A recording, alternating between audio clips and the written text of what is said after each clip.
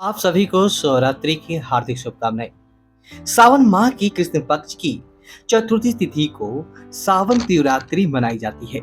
इस बार सावन शिवरात्रि के दिन सर्वार्थ सिद्धि योग का निर्माण हो रहा है। ऐसे में आप इस दिन व्रत रखकर भगवान भोलेनाथ की पूजा करें तो आपकी मनोकामनाएं निश्चित ही पूरी होगी और आपको भगवान शिव का आशीर्वाद भी मिलेगा।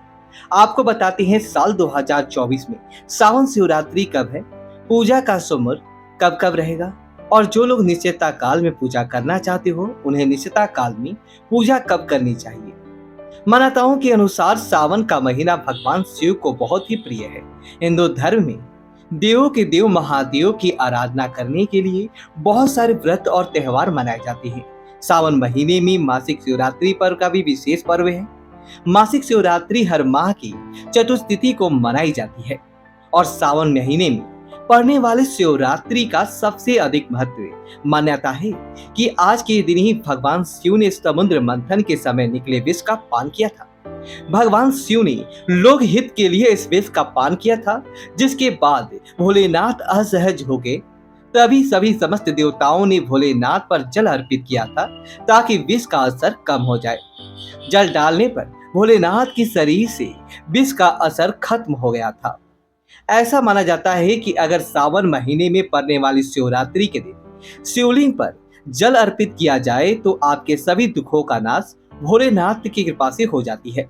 आप स्वस्थ और निरोगी रहेंगे और आपकी सभी आने वाले कष्ट दूर हो जाएंगे।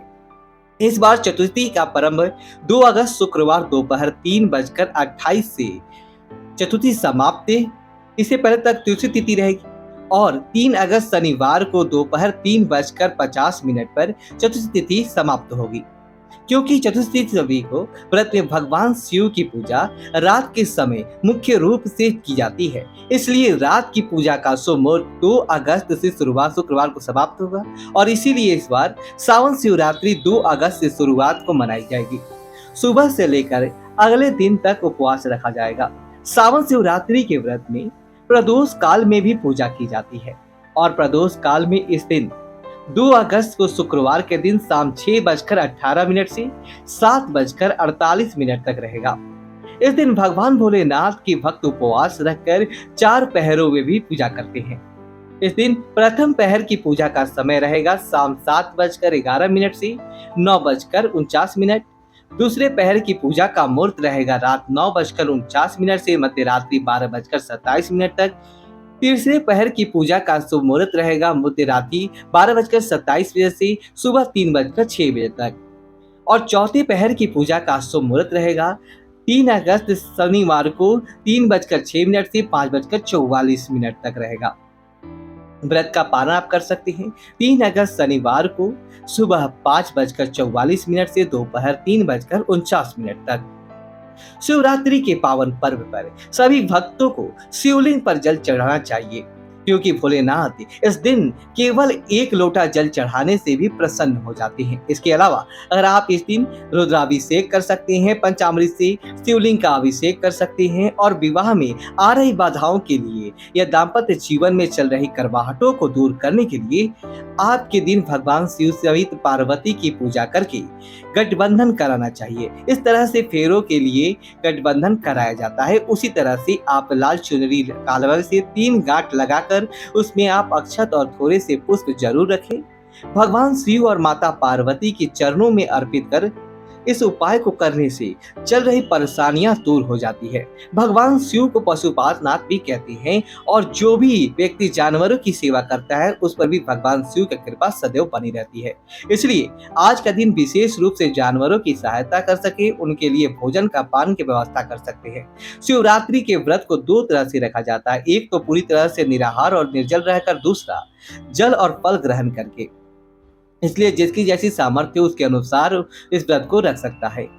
व्रत में सुबह भगवान शिव की विधि पूजा कर सके, उपवास रख सकते हैं और अपनी सामर्थ्य के अनुसार कुछ ना कुछ दान दे। शाम के समय एक बार फिर से शिवलिंग का पूजन करने के बाद दीप जलाकर व्रत की कथा अवश्य पढ़नी चाहिए। वैसे तो इस दिन चारों पहरों में पूजा की जाती है। जिनके लिए चारों पहरों की पूजा संभव ना हो तो पहले और आखिरी पहर की भी पूजा कर सकते हैं।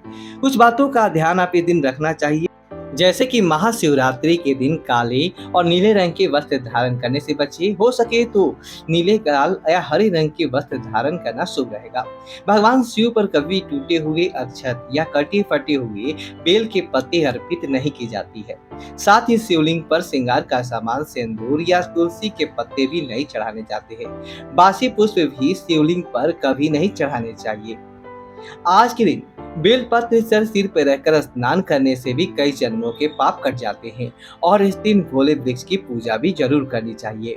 शिवलिंग की पूरी परिक्रमा करने के और भगवान शिवलिंग का अभिषेक कभी शंख से नहीं किया जाता। भगवान शिव को सीकर के पेड़ के पुष्प भी अर्पित नहीं की जाती है। आपके पास जो पूजन सामग्री है वह आप सच्चे मन से भोलेनाथ को अर्पित करें और पूजा में व्रत कर रखने में गलतियों के लिए सच्चे मन से अंत में समीक्षा जरूर करें। यदि आपकी वीडियो चलते वीडियो को लाइक करें, कमेंट बॉक्स में नमः शिवाय लिखें और हमारे चैनल को सब्सक्राइब करें। धन्यवाद दोस्तों।